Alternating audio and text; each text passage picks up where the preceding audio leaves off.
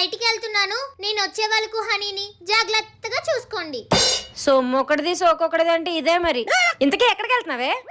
IPhone 15 Pro Max కొనడానికి వెళ్తున్నాను అమ్మగారు. నేనే 13 వాడుతున్నాను, నీకు 15 ఎందుకే? నాకు కొనుక్కోవాలనుంది, కొనేసుకుంటున్నాను అంతే. అయినా ఐఫోన్ 15 ఏమైనా మీ బాబు అమ్ముతున్నాడా ఏంటి నువ్వు అడగగానే ఇచ్చాడానికి? మళ్ళీ ఐఫోన్ 13 మీ బాబు అమ్ముతేనే మీరు కొనుక్కున్నాలా ఏటి? ఏంటే నా మీద పంచలేస్తున్నావు?